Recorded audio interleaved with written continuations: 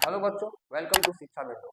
मैं अमित लाल और आज हम लोग मिले इंटीग्रेशन बाय पार्शियल फ्रैक्शन के लेक्चर नंबर 2 में।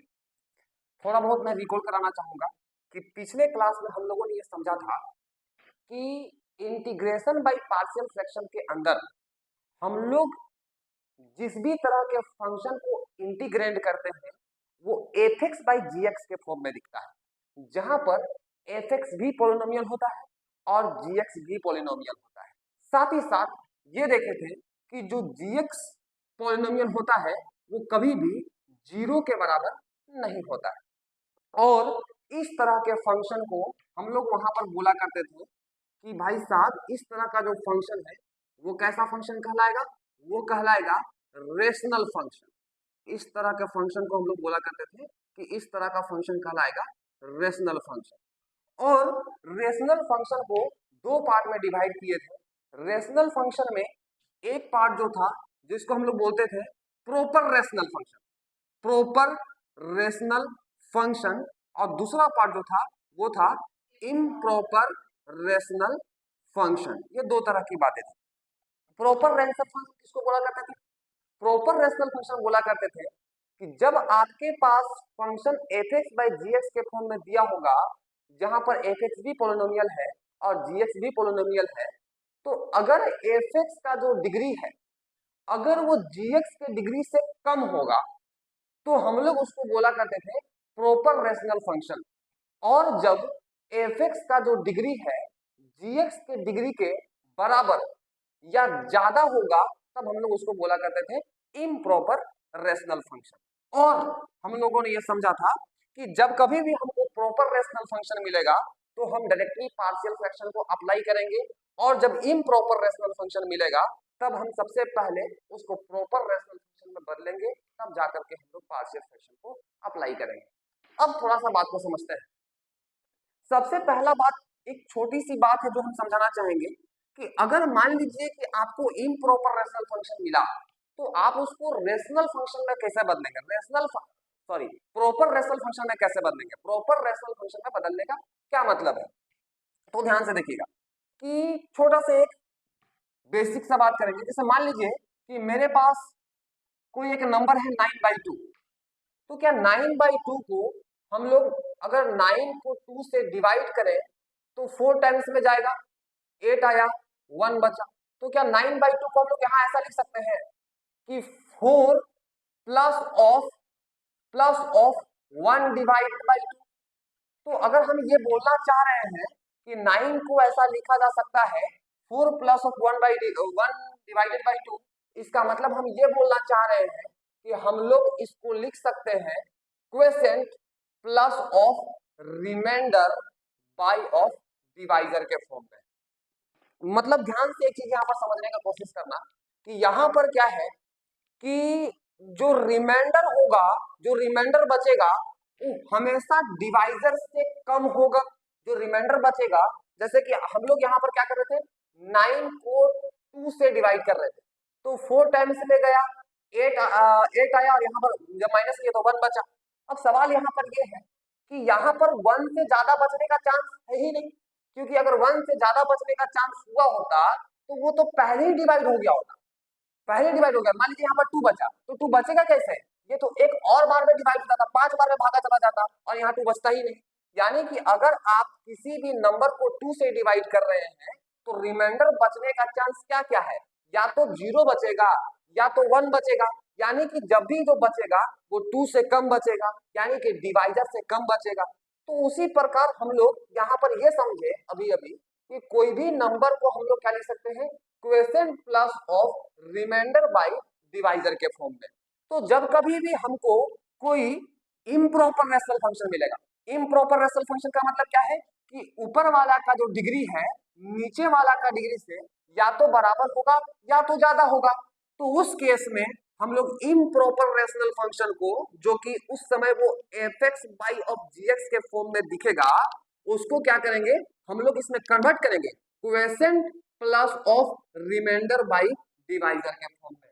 और जैसे ही हम उस इम्प्रॉपर रेशनल फंक्शन को quotient plus remainder by divisor के फॉर्म में कन्वर्ट करेंगे तो यहाँ पर हम ये पाएंगे कि ये तो सिंपल अलजेब्राइक फंक्शन आ जाएगा जिसका इंटीग्रेशन करना बहुत आसान हो जाएगा, और यहाँ पर जो मेरा फंक्शन बचेगा वो वापस से प्रॉपर रेशनल फंक्शन बचेगा जिसका इंटीग्रेशन करने के लिए हम लोग फिर से डायरेक्ट पार्शियल फ्रैक्शन का यूज करेंगे। साथ ही साथ पार्शियल फ्रैक्शन का यूज करने का क्या मतलब बताए थे कि भैया पार्शियल फ्रैक्शन का अगर आप यूज करके इंटीग्रेट करना चाहते हैं, मतलब क्या, ये दो क्वेश्चन पिछले क्लास में किया गया था, ये दो ठो क्वेश्चन पिछले क्लास में किया गया था। अब इसको थोड़ा सा रिकॉल करेंगे। जैसे हम क्या कर रहे हैं कि मेरे पास जो इंटीग्रेंड दिया हुआ है, मतलब जो f(x/gx) के फॉर्म में जो इंटीग्रेंड दिया हुआ, जो फंक्शन दिया हुआ है, वहां पर ऊपर वाला का डिग्री नीचे वाला का डिग्री से साफ साफ दिख रहा है कि कम है, इसलिए ये वाला जो तुम्हारा फंक्शन है ये प्रॉपर रेशनल फंक्शन है, और चूंकि ये प्रॉपर रेशनल फंक्शन है इसलिए हम लोग यहाँ पर डायरेक्ट क्या अप्लाई कर सकते हैं, partial fraction. Partial fraction apply करने का क्या मतलब था, पार्शियल फ्रैक्शन अप्लाई करने का मतलब ये था कि जो आपके पास इंटीग्रेंड है ना, जो आपके पास इंटीग्रेंड है उसको क्या करिए आप पार्शियली ब्रेक कर दीजिए, मतलब उसको किसी दूसरे रूप में लिख दीजिए। ये मतलब था, कहने का क्या मतलब था कि हम लोग क्या करते थे यहाँ पर कि हम लोग ऐसा कर किए थे कि भाई लिखे थे यहाँ पर कोई कांस्टेंट डिवाइडेड बाय नीचे वाला कोई एक फैक्टर, जैसे कि x माइनस ऑफ a, फिर plus of b divided by नीचे वाला कोई दूसरा फैक्टर जैसे कि x माइनस ऑफ b। जब कभी भी हम इस तरह के फंक्शन को, इस तरह के इंटीग्रेंड को जब ऐसे लिखते हैं, इसका मतलब क्या करना चाहते हैं, इसका मतलब सिंपल सा बात है कि हम 4 के जगह पे 2 + 2 लिखने जैसा काम कर रहे हैं, 4 के जगह पे 2 + 2 लिखने जैसा काम कर रहे हैं। जैसे इसको जब सिंप्लीफाई करेंगे तो ये मिल जाएगा, उसी प्रकार जब इसको सिंप्लीफाई करेंगे तो ये मिल जाएगा। हम लोग क्या देखेंगे, हाँ लेकिन उससे पहले ये समझना पड़ेगा कि जो ए बी का एक्चुअल वैल्यू है वो निकालना पड़ेगा, एक्चुअली में ए कौन होगा बी कौन होगा, और वो एक प्रोसेस किए थे जिसके तहत हम लोग वो ए बी का वैल्यू निकाल करके यहाँ पर रख पाते। अब दूसरी बात हम लोग फिर से एक बार देखते हैं, जैसे यहाँ पर जो तुमको फंक्शन मिला ये वापस से रेशनल फंक्शन, और चूंकि ऊपर वाला का डिग्री नीचे वाला का डिग्री से कम है इसलिए हम लोग उसको फिर से प्रॉपर रेशनल फंक्शन बोलेंगे, और चूंकि ये प्रॉपर रेशनल फंक्शन है इसलिए इसमें हम लोग डायरेक्टली पार्शियल फ्रैक्शन अप्लाई करेंगे। और पार्शियल फ्रैक्शन अप्लाई करने का मतलब क्या है कि फिर से जो इंटीग्रेंड दिया हुआ है यानी कि x² divided by x+1 into of x+2 into of x+3, इसको पार्शियली ब्रेक करेंगे, यानी कि क्या लिखेंगे, a divided by x+1 plus of b divided by x+2 plus of c divided by x+3। ये जो किए इसके बदला जो ये लिखे ये कैसा बात है, उसी प्रकार 4 के जगह पे 2 + 2 लिखने जैसी बात है, जैसे 2 + 2 को जोड़ेंगे वापस से 4 मिलेगा, उसी प्रकार इसको सिंप्लीफाई करेंगे तो मेरे को ये मिल जाएगा। लेकिन जब कभी भी मेरे पास तो हमको रेशनल फंक्शन मिलता है, प्रॉपर रेशनल फंक्शन मिलता है, तो हम लोग उसमें डायरेक्ट पार्शियल फ्रैक्शन अप्लाई करते हैं, और पार्शियल फ्रैक्शन अप्लाई करने का मतलब यही है कि जो दिया हुआ इंटीग्रेंड है उसको सिंपल फॉर्म में लिखेंगे, कई टुकड़ों में बांट करके लिखेंगे, और हर टुकड़ा एकदम सिंप्लीफाइड फॉर्म में होना चाहिए। तो अब समझते हैं बात को।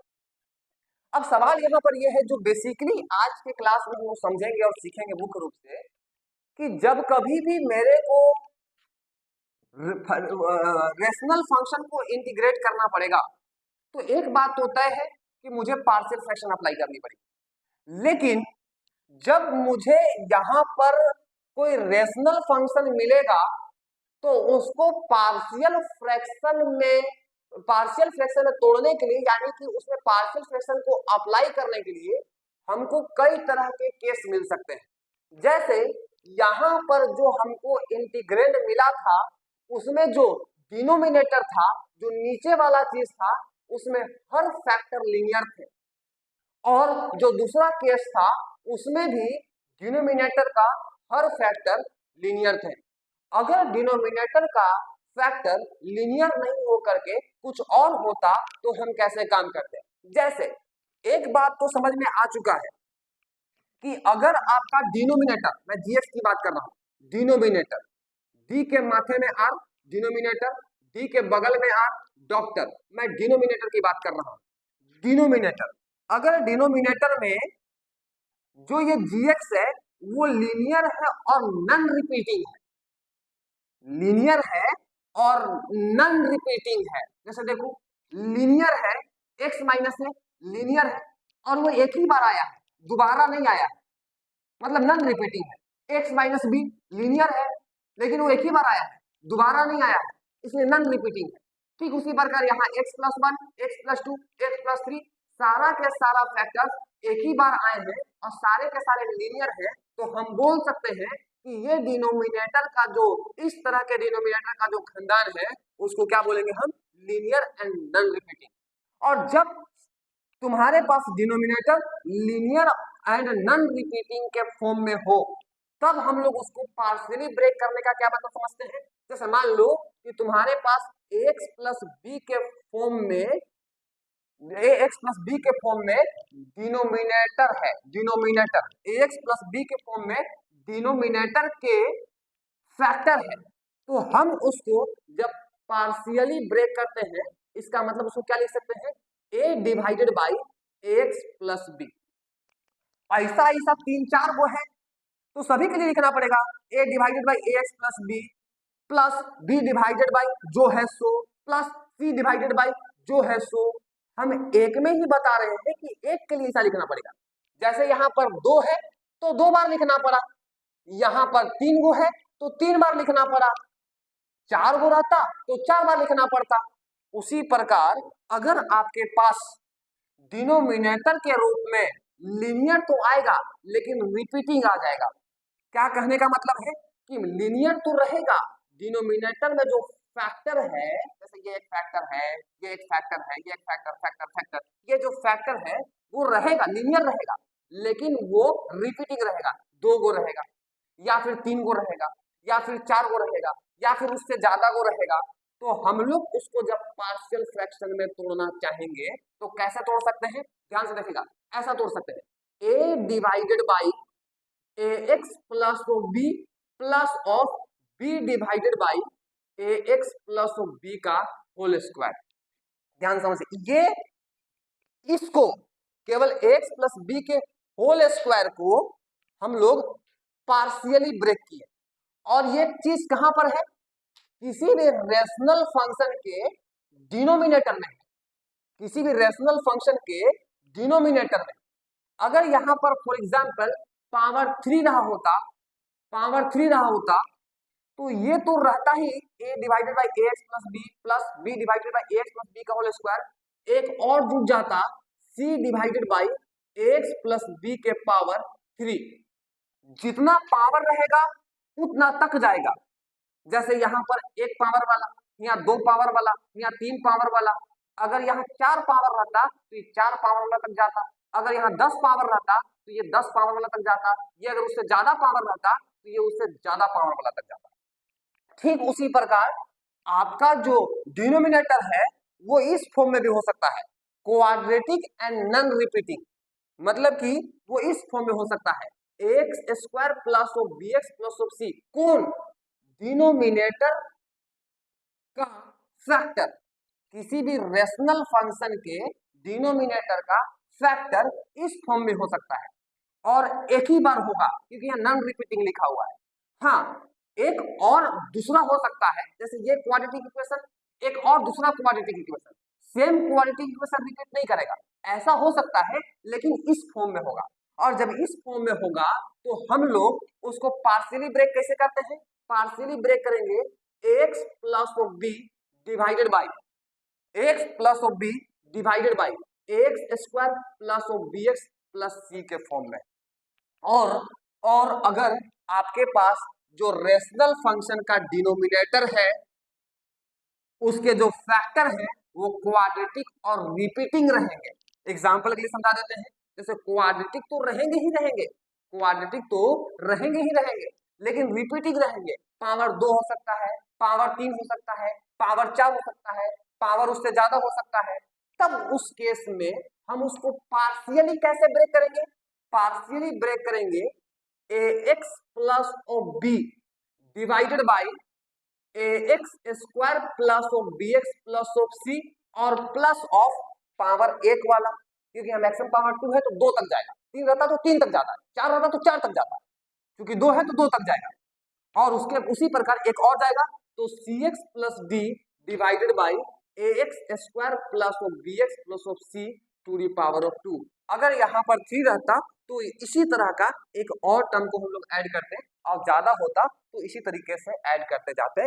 अब एक बात ध्यान से सुनो, अगर तुम्हारे पास कोई भी रेशनल फंक्शन का डिनोमिनेटर इन फॉर्म्स में हो तो उसको पार्शियली ऐसे ब्रेक करना है, और इन पूरे केस में जहां जहां कहीं पर भी capital A, capital B, capital C, capital D आया है वो सारे के सारे कॉन्स्टेंट्स हैं, कोई ना कोई कॉन्स्टेंट्स हैं। तो यहां पर मैं लिख दे रहा हूं where where A comma B comma C and D are सम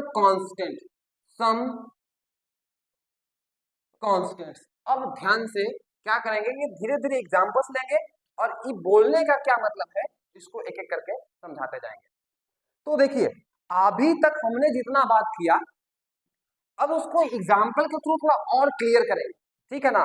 जैसे हम एग्जाम्पल लिए क्वेश्चन नंबर 3, क्वेश्चन नंबर 3 इसलिए लिखेंगे क्योंकि इसका पहला लेक्चर में हमने 2 क्वेश्चन कराया है, इसलिए उसका क्वेश्चन नंबर 3 लिख दिया। अब ध्यान से समझो, सबसे पहला बात ये कि चूंकि ये px बाई qx के फॉर्म में है इसलिए रेशनल फंक्शन है, और px का जो डिग्री है वो 2 है और qx का जो डिग्री है वो 3 है, क्योंकि 2 यहां से आएगा, 1 वहां से आएगा, मल्टीप्लाई करेंगे तो नीचे वाला 3 पावर वाला पॉलिनोमियल बनेगा, 3 डिग्री के पावर वाला पॉलिनोमियल बनेगा। इसीलिए बोल रहे हैं कि px का डिग्री 2 है और qx का डिग्री जो है, gx का डिग्री, gx जो भी बोलो, gx का जो डिग्री है वो 3 है।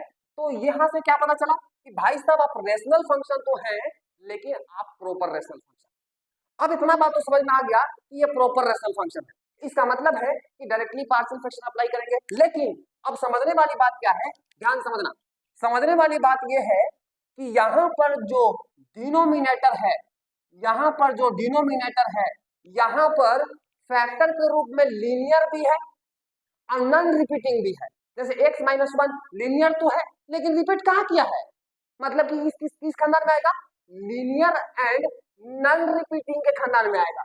और जो दूसरा फैक्टर है वो x माइनस 2 का होल स्क्वायर है, यानी कि x माइनस 2 दो बार ना है, तो x माइनस 2 दो बार है, x माइनस 2 लीनियर तो है ही है और दो बार है, यानी कि वो लीनियर एंड रिपीटिंग के खानदान में आएगा।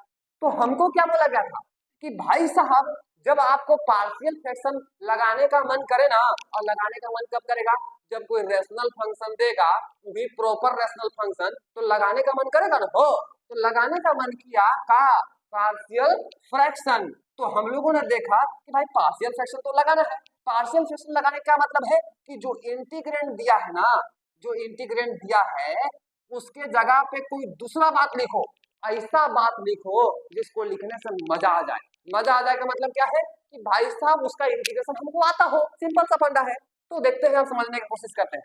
तो हम क्या देखें कि यहाँ पर जो डिनोमिनेटर है और डिनोमिनेटर का जो एक फैक्टर है वो लीनियर एंड नॉन रिपीटिंग के खानदान में आता है।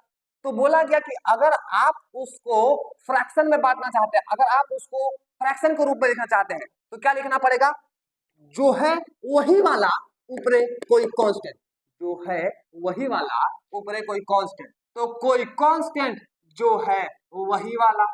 अब हम डिनोमिनेटर का जब दूसरा फैक्टर को देखें तो हम क्या पाए, हम पाए कि भाई साहब ये तो लीनियर है लेकिन साला रिपीटिंग भी है।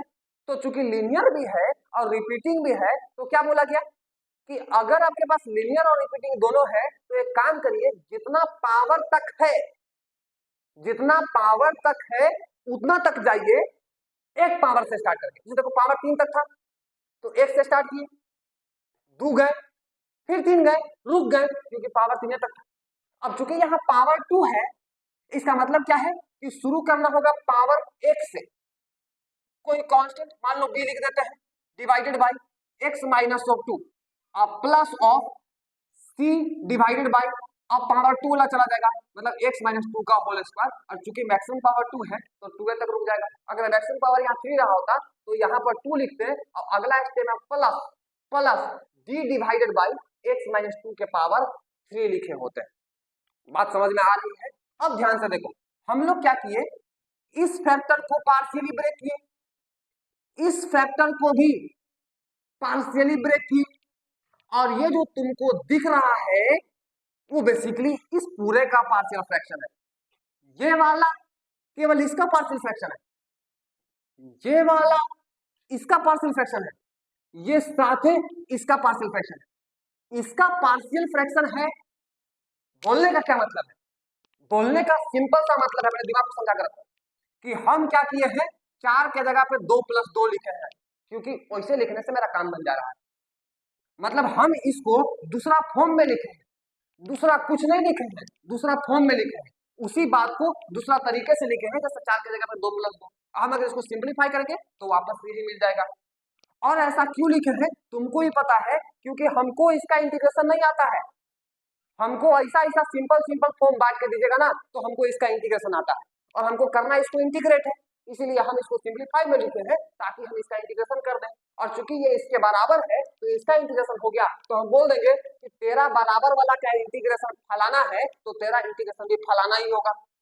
अब सिंपल सा बात है कि यहाँ पर हम इसके बदला ये लिख तो दिए हैं, लेकिन हमको क्या करना होगा कि एग्जैक्ट ए बी सी का वैल्यू फाइंड करना होगा, क्योंकि इस दुनिया में कोई एक ए और एक बी और एक सी बना होगा, जिसको यहाँ रखेंगे और इसको सिंप्लीफाई करेंगे तो इसके बराबर आ जाएगा। और वो ए बी सी का वैल्यू कैसे निकालते हैं हम लोग इसके बारे में पिछले क्लास में चर्चा किए थे।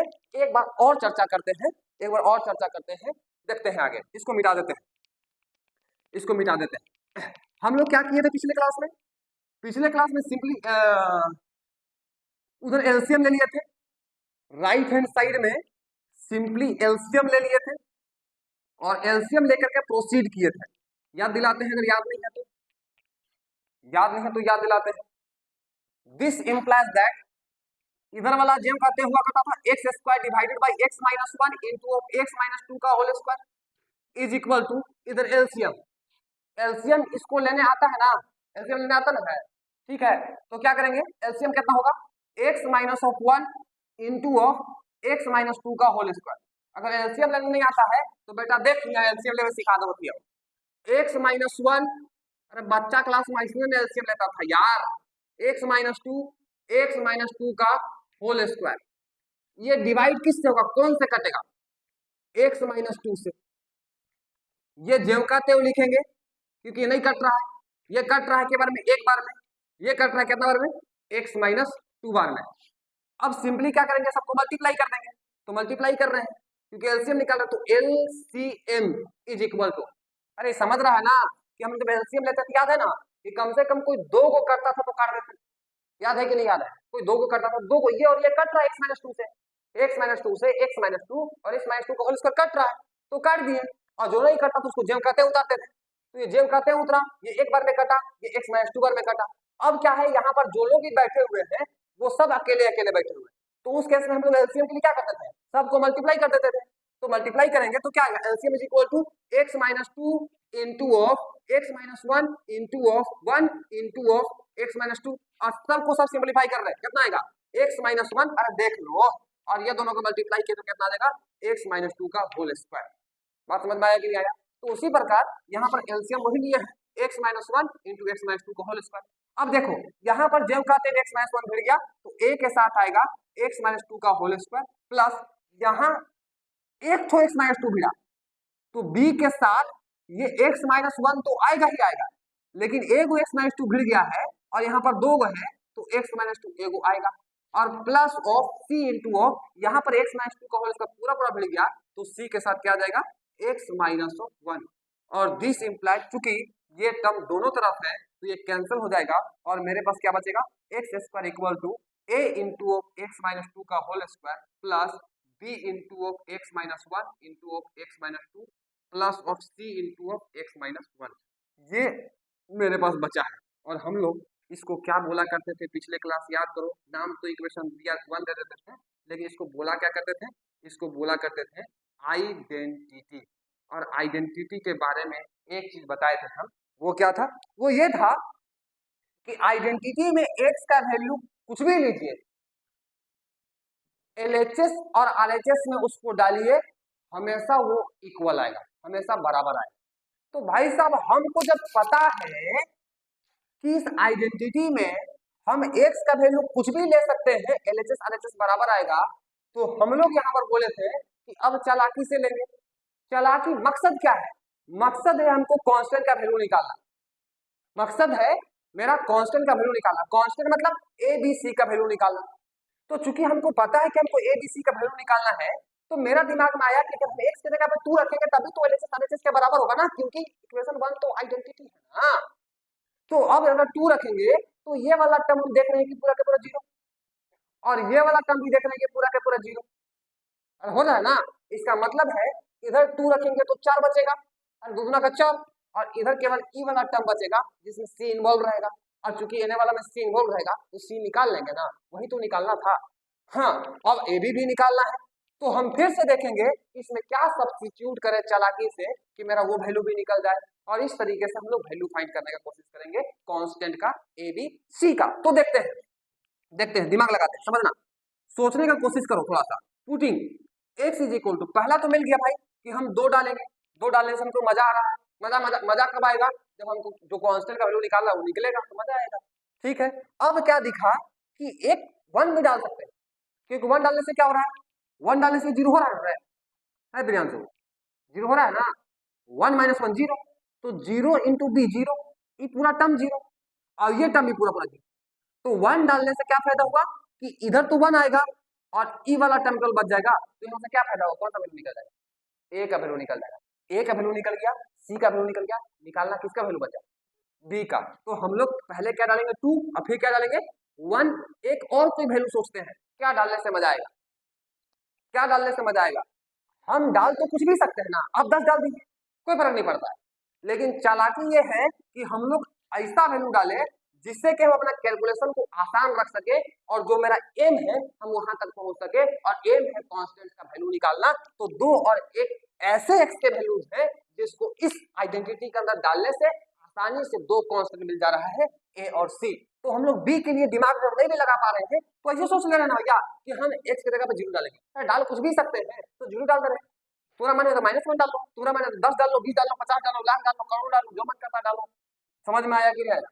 Respectively, respectively, respectively. ठीक है, putting x equal to 2, 1 and 0 respectively, कहां पर? इन 1। तब हम लोग क्या देखेंगे? देन वी गेट देखो क्या, पहले बात, दूसरा बात, तीसरा बात। पहले क्या डाले? 2, तो 2 डालेंगे, कितना आएगा? 4 इज इक्वल टू, 2 डालेंगे टर्म 0, 2 डालेंगे ये टर्म 0, अरे हाँ 2 - 2 0, बाकी सब 0 ना, और 2 डालेंगे तो वो term c into of 2 - 1। This implies that इधर कितना बचा? 4 इज इक्वल टू 0 + 0 0, यहाँ पर 2 में से 1 गया 1, 1 इंटू सी, सी प्लस 0 सी प्लस 0 सी, मतलब सी बचा, सी का वैल्यू कितना निकल गया? 4। ठीक उसी प्रकार अब हम लोग 1 डालेंगे, 1 डालेंगे, 1 का स्क्वायर कितना आएगा? 1, 1 डालेंगे a इंटू ऑफ 1 - 2 का होल स्क्वायर, प्लस 1 डालेंगे ये 0 तो पूरा टर्म 0, प्लस ये 0 तो पूरा टर्म 0। दिस इंप्लाइज दैट इधर 1 बचा इज इक्वल टू 1 - 2 -1 का स्क्वायर 1, 1 इंटू ए और a प्लस 0 a और a प्लस 0 a, यानी कि a कितना के बराबर आया? 1 के बराबर आया। और हम लोग तीसरा में कौन सा फिर डाल रहे हैं? 0, तो 0 का स्क्वायर कितना हो रहा है? 0, और यहां पर क्या हो जाएगा? a इंटू ऑफ 0 - 2 का whole square, plus of b into of 0 - 1 into of 0 - 2 plus of c into of 0 - 1। बोलिए यहां तक क्लियर है क्या? आगे बढ़ते थोड़ा सा, यहाँ बिटा लेंगे दो हमको पहले, एलसीएम वाला झंझट खत्म। ठीक है, इसको सिंपलीफाई करते हैं।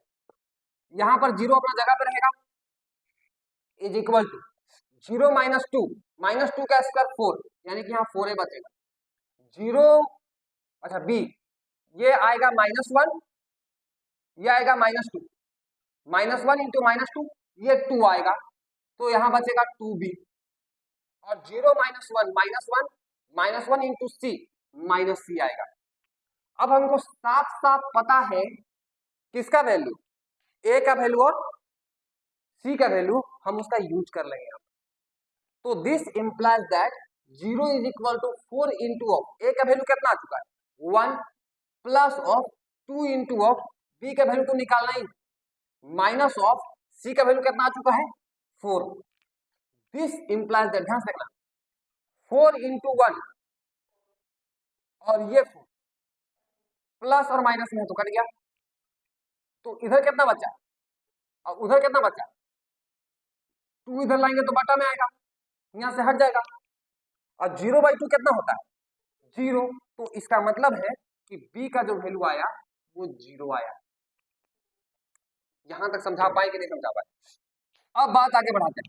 मतलब हम लोग क्या समझे अभी तक, मतलब हम ये समझे कि आप हमको जिसको इंटीग्रेशन करने के लिए बोल रहे हैं वो है क्या x square divided by X minus 1 into of x minus 2 का होल स्क्वायर, जिसको हम लिख सकते हैं किसके बराबर ए बाई एक्स माइनस 1 के बराबर, जहां पर ए किसके बराबर है, यानी कि हम उसको लिख सकते हैं 1 बाई एक्स माइनस 1 के बराबर plus plus B by X minus 2, और बी कितना के बराबर है तो 0 by X minus 2 plus of C divided by X minus 2 का होल स्क्वायर, और सी कितना के बराबर है तो लिख सकते हैं 4 डिवाइडेड बाई एक्स माइनस 2 का होल स्क्वायर। आप हमको इसको इंटीग्रेट करने के लिए दिए थे, हमको इसका इंटीग्रेशन नहीं आता है, हमको क्या आता है कि भाई साहब इसको जो है हम ऐसा लिख सकते हैं, और हमको पता है कि इसको कैसे इंटीग्रेट करते हैं, तो हम इसका इंटीग्रेट कर देंगे और इसका जो आंसर होगा बोल देंगे कि वो इसका आंसर है। क्यों? क्योंकि ये जो चीज है इसी के बराबर तो है। समझ में आया कि नहीं आया? पहले देख लेते फिर से एक बार, X square divided by X minus 1 into X minus 2 का होल स्क्वायर, बेसिकली वो किसके बराबर है, और सिंप्लीफाई करके बोलो 1 डिवाइडेड बाई एक्स माइनस 1, ये तो पूरा खत्म हो जाएगा क्योंकि 0 बाई समथिंग 0, तो ये पूरा का पूरा खत्म हो जाएगा, तो ये कितना बचेगा 4 डिवाइडेड बाई एक्स माइनस 2 का होल स्क्वायर। बोलो हाँ या ना। और चूंकि आप इसका क्या करना चाहते हैं इंटीग्रेशन करना चाहते हैं, तो बताइए कि हम इंटीग्रेशन करना चाहते हैं साइन लगा करके x square divided by X minus 1 into X minus 2 का होल स्क्वायर। आप इसका इंटीग्रेशन करना चाहते हैं, इसका मतलब आप किसका इंटीग्रेशन करना चाहते हैं 1 divided by X minus 1 plus 4 divided by X minus 2 का होल स्क्वायर, क्योंकि ये जो चीज है ये उसी के बराबर है जिसका आप इंटीग्रेशन करना चाहते हैं। कोई दिक्कत है? और इंटीग्रेशन की दुनिया में आपको साफ साफ पता है कि अलग अलग करने का फैशन, तो अलग अलग कर दीजिए 1 divided by X minus of 1 into D X plus of 4 divided by X minus 2 का whole square into of D X. और आपको पता है कि इंटीग्रेशन की दुनिया में कांस्टेंट को बाहर निकाला जा सकता है, तो यहाँ पर कांस्टेंट को बाहर निकाल दीजिए, क्योंकि 4 बाहर निकाले तो यहाँ कितना बच गया 1। और साफ साफ पता है कि इसका डिफरेंशिएशन ऊपर वाला भेड़ है कि नहीं, एक्स का डिफरेंशिएशन 1 और 1 का डिफरेंशिएशन 0, 1 माइनस 0 1, तो चूंकि नीचे वाला का डिफरेंशिएशन ऊपर वाला भिड़ गया तो उसका आंसर कितना होगा लॉग मॉड अंडर नीचे वाला। कोई दिक्कत है? और प्लस ऑफ 4 अपना जगह पे है, और यहाँ पर देखिए ध्यान से क्लास 12 पढ़ के आए हैं, तो यहाँ पर क्या कर सकते हैं इसको ऊपर ले जा सकते हैं कि नहीं, इसको ऊपर ले जाएगा तो क्या होगा एक्स माइनस 2 के पावर माइनस 2, मतलब यहाँ पर जो चीज है इसको अगर ऊपर ले जाया जाएगा तो क्या हो जाएगा, इस चीज को अगर ऊपर ले जाया जाएगा तो हो जाएगा एक्स माइनस 2 के पावर माइनस 2। और इसका इंटीग्रेशन कैसे करते थे बताइए, एक्स माइनस 2 के पावर माइनस 2 प्लस 1, याद आया, डिवाइडेड बाई माइनस 2 प्लस 1। और खानदानी चीज क्या था कि आप उसमें क्या जोड़ा करते थे, कांस्टेंट जोड़ा करते थे, सी जोड़ा करते थे। इसको थोड़ा और सिंप्लीफाई करके लिख देते हैं, यहाँ पर लॉग मॉड एक्स माइनस 1 अपना जगह पे है, सुन रहे हो ना, यहाँ पर कितना बचेगा माइनस 2 प्लस 1 माइनस 1, माइनस 1 यहाँ आ जाएगा तो माइनस 4, इसी को यहाँ लिख देते हैं, दिख रहा है कि नहीं, ये से माइनस 4, और यहाँ पर क्या हो जाएगा ई माइनस 1 आया जो कि यहाँ कैलकुलेट हो गया ना, तो ये पूरा कैलकुलेशन इधर हो गया, यहाँ बचा एक्स माइनस 1 के पावर माइनस 1, एक्स माइनस 2 के पावर माइनस 1, तो उसको क्या लिख सकते हैं 1 डिवाइडेड बाई, क्योंकि नीचे लाएंगे तो प्लस से बदल जाएगा, और सी अपना जगह पे। इसको थोड़ा और सिंप्लीफाई करेंगे अगला स्टेप में, तो यहाँ क्या लिख सकते हैं 4 divided by x minus two plus of C, यानी कि फाइनल जो आंसर है आपका वो ये वाला हो गया। बोलो बात समझ में आया कि नहीं? और करेंगे हम लोग ताकि बेहतरीन तरीके से क्लियरिटी आ जाए आप लोगों को। देखिए